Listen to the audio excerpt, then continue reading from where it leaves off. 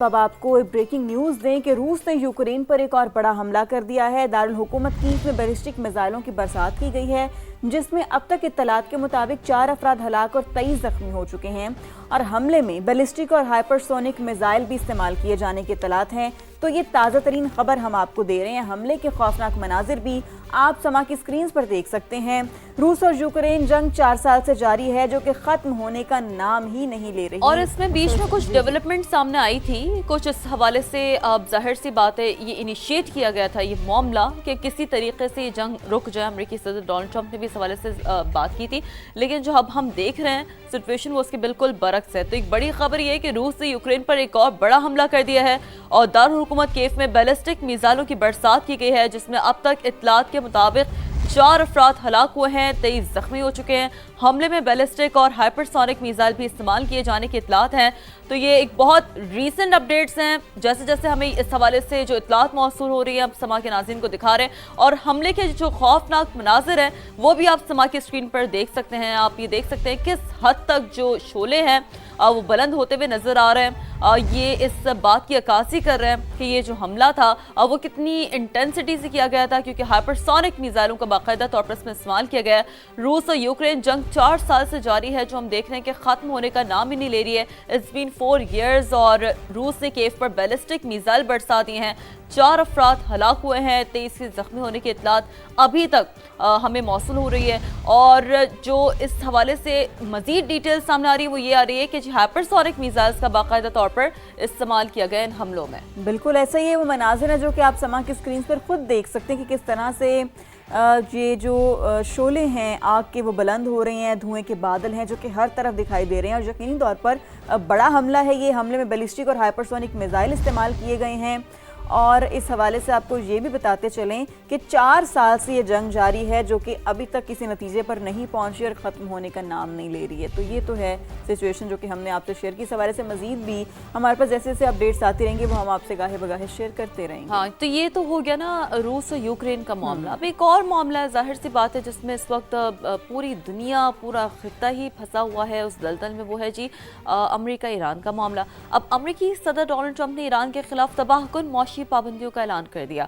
Truth social पर जारी बयान में उन्होंने लिखा है कि ईरान के खिलाफ किसी भी मुल्क के खिलाफ अब तक की जाने वाली सबसे ज्यादा तबाहकुन मौशी कार्रवाई का ऐलान कर रहा हूँ। ये ट्वीट आप देख सकते हैं। उन्होंने कहा है कि अब हम इकोनॉमिकली जो है वो टेंस सिचुएशन क्रिएट कर देंगे ईरान के लिए। और साथ साथ उन्होंने ये भी कहा है कि ईरान को तनहा करने की कार्रवाई होगी। मौशी लिहाज से जो भी मुल्क अपने मालियाती और कारोबारी इदारों या दीगर ज़राए से ईरान को किसी भी किस्म का सहारा देगा, उससे भी इंतहाई संगीन मौशी नताइज का सामना करना पड़ेगा। उन्होंने मजीद लिखा है कि ईरान अमेरिकी पेशकश से फ़ायदा उठाने में नाकाम रहा और ईरानी बहरिया खत्म, फ़िज़ाई तबाह और फ़ौजी फैक्ट्रियाँ मलबा बन चुकी हैं। ये वो क्लेम है जो अमेरिकी सदर करें। ईरानी करेंसी अपनी कदर खो चुकी है। उन्होंने अपने इस ट्वीट में अमेरिकी सदर डोनाल्ड ट्रंप ने ये भी लिखा है। तो उनकी जानिब से ट्रूथ सोशल पर अपने जारी बयान में ये कहा गया है कि अब हम इकनॉमिकली ईरान के लिए जो मुश्किलात हैं, जो चैलेंजेस हैं, वो पैदा करेंगे ताकि जो ईरान है वो मजीद एक कॉम्प्लिकेटेड सिचुएशन। बिल्कुल ऐसे ही फिर ईरान की जानिब से भी मौक़िफ़ सामने आया। स्पीकर ईरानी पार्लियामेंट बाकर कालिबाफ की जानिब से कहा गया कि अमेरिका इस वक्त बेबसी की कैफियत से दो चार है। ये जंग जारी रहेगी या नहीं, ये ज़रूर होगा कि अमेरिका अपनी साख खो देगा। इस वक्त अमेरिकी जंग खत्ते में बदअमनी और तिजारत में रुकावट की वजह है। हम जंग के लिए तैयार नहीं होंगे तो मुज़ाकरात से कोई नतीजा हासिल नहीं होगा। तो देखिए दोनों साइड से जो हैं वो बयान जो हैं वो सामने आ रहे हैं। अमेरिकी सदर जो हैं वो जंग पर और मौशी तौर पर उनको नुकसान पहुंचाने पर डटे हुए हैं, जबकि जो ईरान है उसकी जानिब से भी बड़ा वाज़ेह तौर पर जो मौक़िफ़ है वो सामने आ गया है। और उन्होंने कहा है कि अगर ये जंग इसी तरह से जारी रही तो फिर मुज़ाकरात करने का कोई फ़ायदा नहीं है, क्योंकि उसका कोई नतीजा निकलेगा नहीं। और अगर हम देखें तो ग्राउंड रियलिटीज़ भी यही है ना कि या तो मुज़ाकरात कर लें या जंग कर लें, दोनों चीज़ें एक साथ तो नहीं हो सकती। और जब आपने मसले को हल करना हो तो फिर मसला हल हमेशा टेबल टॉक से ही होता है, मुज़ाकरात से होता है। बैठकर मामलात को हल करने से ही मामलात हल होते हैं। जंग किसी भी मसले का हल नहीं है। पाकिस्तान शुरू दिन से, जब से ये मामला स्टार्ट हुआ, पाकिस्तान शुरू दिन से यही बात कर रहा है। और इस सिलसिले में पाकिस्तान ने कोशिशें भी यही की कि ये दोनों फरीकैन जो है उनको आपस में बिठाया और मामला जो है उनको तय कराने की कोशिश की, लेकिन वही बात है कि स्पॉयलर्स जो हैं वो भी अपना रोल प्ले करते रहे हैं। मेरा ख्याल है कि वो आगे भी करते रहेंगे। और अब देखिए ना, एक शेप है वो थोड़ा सा ये चेंज हो गया कि पहले हमने देखा कि ऑन ग्राउंड पर सीज फायर, अब इकोनॉमिकली जो है वो मजीद टेंस करने की सिचुएशन को कोशिश की जा रही है, ऐसे कह रहे हैं अमेरिकी सदर डोनाल्ड ट्रंप। लेकिन आप लोगों को याद होगा कि इससे पहले भी जब हम गाहे बगाहे हमारे एनालिस्ट खबर भी अंदाज ने हमें हमारे इस प्रोग्राम में जिक्र करते रहे कि हायर आर द चांसेस कि अगर ये सिलसिला चलता रहा तो ये जंग मजीद फैल सकती है। ये सिर्फ एक खित्ते तक या 2-3 ममालिक तक लिमिटेड नहीं रहेगी, या सिर्फ मिडल ईस्ट तक लिमिटेड नहीं रहेगी। और देखिए वही सिचुएशन सामने आ रही है, ईरान अमेरिका के साथ जंग को यूरोप तक ले जा सकता है। सदर ट्रंप के दोबारा जंग छेड़ने की सूरत में ईरान यूरोप में अमेरिकी अड्डों को निशाना बनाने पर गौर कर रहा है। अब जो न्यूज़ है, बरतानवी अखबार फाइनेंशियल टाइम्स ने यह दावा किया है और रिपोर्ट के मुताबिक ईरानी अफवाज ने बल्गारिया में अमेरिकी फौजी असासों को निशाना बनाने के ऑप्शंस का पहले तो जायजा लिया है और क़ब्रिस में भी मुमकिन जवाबी कार्रवाई के अहदाफ इसमें शामिल है।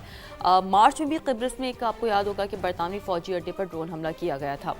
ईरान बहर हिंद में वाक़ अमेरिका और बरतानिया के मुश्तरका फौजी अड्डे डिगो गार्शिया पर भी मिसाइल दाग चुका है, ये भी आप लोगों को याद दिला दें। अब ईरानी रद्द-ए-अमल की जो नौयत का इन्हिसार है वो अब वाशिंगटन के आइंदा के इक़दाम पर होगा, यानी कि वाशिंगटन के आइंदा के कोई भी अगर स्टेटमेंट सामने आते हैं, जो भी सिचुएशन हमें बनती हुई नज़र आएगी तो जाहिर सी बात है कि उसके बाद ही फिर ये मामला शेप अप होंगे। बट पास्ट इस बात का गवाह है, जिस कुछ फौजी अड्डों का हमने आप लोगों को जिक्र किया कि इससे पहले भी ये जो जंग है वो थोड़ा बहुत टच कर चुकी है बरतानिया को, यूरोप को।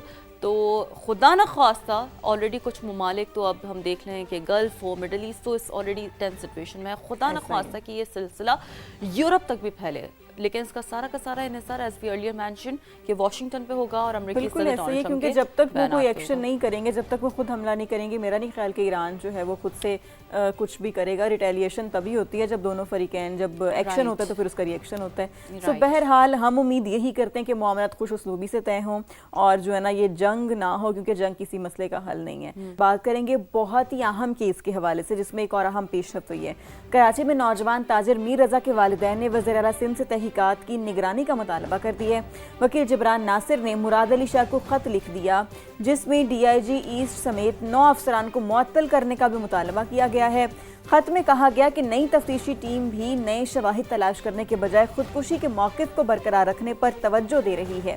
मीर रजा के स्मार्ट वॉच की तहवील और फॉरेंसिक मुआयने की तहकीकात का भी मुतालबा किया गया है। क्या कहा उन्होंने, आपको सुनवाते हैं। रजा की बॉडी उधर पड़ी रही, क्यों नहीं फिर क्राइम सीन बनाया गया? इन्वेस्टिगेशन की सिम सही करें। आप उसको सिम को सही करने की बजाय आप पूरा सबको बचाने पे चले गए। आज 22 दिन हो गए, हमें इंसाफ दिलवाएं, यहाँ से उम्मीद नहीं लग रही।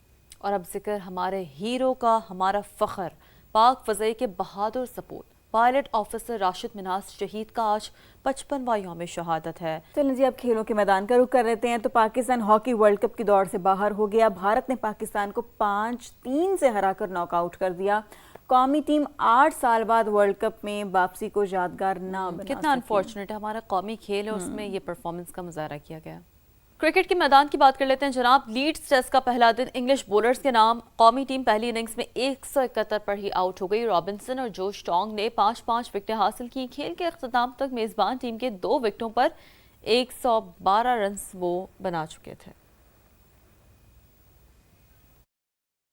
एक बड़ा और अहम सवाल है कि क्या पाकिस्तान में नए सूबे बनने चाहिए।